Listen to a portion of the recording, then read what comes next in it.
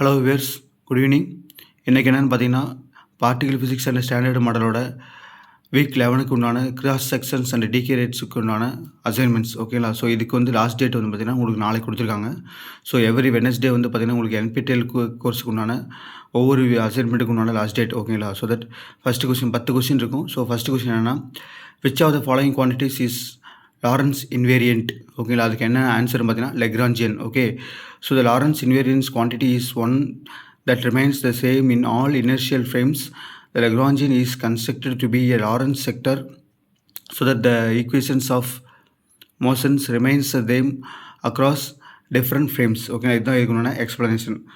So அடுத்து பார்த்தீங்கன்னா second question, the process positron electron என்ன பண்ணும் அப்படின்னா decay into μ1 plus and μ1 minus in quantum electrodynamics is not isotropic. அதுக்காக ஏன் வந்து ஐசோட்ரோபிக் இல்லை அப்படின்னு கேட்குறாங்க. அதுக்கு என்ன ஆன்சர் பார்த்தீங்கன்னா, angular momentum conservation favours forward and backward scattering. Okay, இதுதான் இதுக்கு உண்டான answer. So in pure quantum electrodynamics the differential cross sections depends on the scattering angle base பண்ணியிருக்கும். சரிங்களா? இதுதான் இதுக்கு உண்டான ஒரு ஷார்ட் எக்ஸ்ப்ளனேஷன். ஸோ அடுத்து பார்த்தீங்கன்னா மூணாவது question, in the center of momentum frame of 2x2, அதாவது 2 gives to the scattering process which symmetry is always present. Okay, எந்த சிமெட்ரி வந்து ப்ரெசண்ட்டாக இருக்கும் அப்படின்னு கேட்டிருக்காங்க. ஓகே, எந்த சிமெட்ரிங்க அப்படின்னா அஜிமுத்தல் சிமெட்ரி. இதுக்கு என்ன ஆன்சர் பார்த்தீங்கன்னா, that means explanation, the center of momentum frame the two incoming particles approach each other with equal and opposite momenta along a single axis. Okay, அது because initial state is symmetric with respect to rotation around the axis. The resulting scattering process must also exhibit the azimuthal symmetry. Okay, இதுதான் இதுக்கு உடனே explanation பார்த்துங்க. Okay, அடுத்து fourth பார்த்தீங்கன்னா, experimental limits on proton decay imply a proton life time is of order. அதாவது என்னென்னா, ஒரு ப்ரோட்டானோட life time எவ்வளோ அப்படின்னு கேட்டிருக்காங்க. ஓகே, அதுக்கு என்ன ஆன்சர் பார்த்தீங்கன்னா 10⁻34 இயர்ஸ். அது வந்து பார்த்திங்கன்னா இந்த யூனிவர்ஸோட இயர்ஸை கம்பேர் பண்ணும்போது ரொம்ப வந்து அதிகம். Okay, so that it is longer than the age of the universe. Age of the universe பார்த்திங்கன்னா அப்ராக்சிமேட்டாக 10⁻10 இயர்ஸ் அப்ராக்சிமேட்லி. ஓகே, பார்த்துங்க. அப்போ என்ன பண்ண முடியாது, we cannot destroy the protons. நம்ம என்ன பண்ண முடியாது, ஒருத்தர் வந்து ஒரு ப்ரோட்டானோட லைஃப் டைம் நம்ம வந்து 0 பண்ண முடியாது. சரிங்களா? ஸோ அடுத்து ஃபிஃப்த் கொஸ்டின் பார்த்தீங்கன்னா, why does neutron beta decay proceed much more slowly than muon decay despite both being weak process? Okay, இதுக்கு என்ன ஆன்சர் பார்த்தீங்கன்னா, neutron decay has severely limited phase space. ஓகேங்களா? ஸோ அதோட எக்ஸ்ப்ளனேஷன் பார்த்தீங்கன்னா, the rate of decay is heavily dependent on the energy released Q value base பண்ணி தான் இருக்கும். ஓகேங்களா? So for muon decaying into electron, அதாவது மியூஆன் வந்து எலக்ட்ரானாக வந்து டிகே ஆகுதுன்னா மாஸ் டிஃபரன்ஸ் வந்து ரொம்ப அதிகமாக இருக்கும். ப்ராக்கெட்டில் வந்து பார்த்தீங்கன்னா 105.7 மெகா எலக்ட்ரான் வோல்ட். எலக்ட்ரானாக மாறும்போது 0.511 மெகா எலக்ட்ரான் வோல்ட். பாருங்கள், எனர்ஜி டிஃபரன்ஸ் வந்து கிட்டத்தட்ட 100 பக்கம் இருக்குது. 104 இருக்குது. அதே பார்த்தீங்கன்னா for neutron decay into proton பார்த்தீங்கன்னா மாஸ் டிஃபரன்ஸ் வந்து ரொம்ப கம்மியாக இருக்கும். ஓகேலா? ஸோ தட் 939 நீங்கள் 938. Okay, only about 0.7 mega electron volt. Phase space makes the neutron life time much longer compared to muon. Okay, so இதோட ஆன்சர் பார்த்தீங்கன்னா neutron decay has severely limited phase space. அடுத்து பார்த்தீங்கன்னா sixth question, consider Rutherford scattering with d sigma over d cos theta is directly proportional to 1 over 1 minus cos square theta scattering. Okay, இந்த scattering வந்து என்ன சொல்லுது அப்படின்னா, favoured in the directions longitudinal to the beam. ஓகேங்களா? அதுதான் இதுக்கு முன்னாடி explanation பார்த்தீங்கன்னா 1 minus cos square theta நம்ம எப்படி எழுதலாம், sin square theta எழுதலாம். ஸோ அந்த இடத்துல போட்டிங்கன்னா 1 over sin square theta வரும். த ஸ்கேட்டரிங் ஆங்கிள் வந்து theta approaches 0 or pi.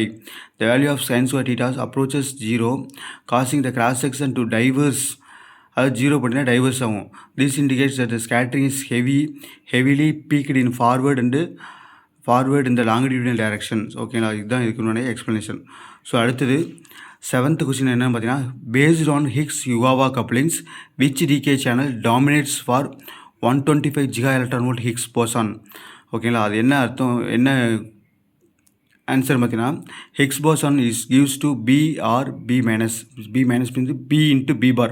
அது B quark into anti B quark. Okay, bottom quark anti bottom குவார்க்குன்னு சொல்லுவாங்க. ஓகே, இதோட எக்ஸ்ப்ளனேஷன் பார்த்தீங்கன்னா, இதோட explanation Higgs boson couples to fermion via Yukawa couplings. Okay, Yukawa couplings மூலியமாக தான் Higgs போசானும் ஃபெர்மியானும் கனெக்ட் ஆகுது, which are proportional to the mass fermion. Okay, the decay width, okay, and symbol போட்டு is proportional to the square of the couplings among the options provided. அது கீழே இருக்கிற ஆப்ஷன்ஸ்லேயே எது கரெக்ட் அப்படின்னா some quarks, muon, tau, leptons. Bottom குவார்க்கில் the bottom quark B is the heaviest particle than that of 125 gigaelectron volt. அதாவது 125க்கு நிகராக வர்றது என்னென்னு பார்த்தீங்கன்னா நமக்கு bottom Quark. Okay, Hicks boson decay into, therefore it has the strongest coupling and longest branching ratio.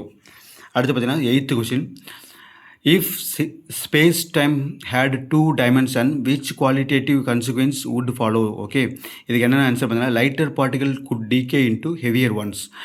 In the universe with multiple time dimension, the conservation of energy and momentum changes drastically, especially the relationship E square minus P square is equal to M square. E na energy, P na momentum, M na mass. Okay, would involve multiple energy components allowing for transitions and decays that are energetically forbidden in our 3+1 dimensional space time. Okay, such as yes, light particles decay into heavier product. எப்பவுமே என்ன பண்ணுவோம் அப்படின்னா lighter particle தான் என்ன பண்ணுவோம், ஒன்று heavier product sometimes மட்டும் create பண்ணும். ஓகேங்களா.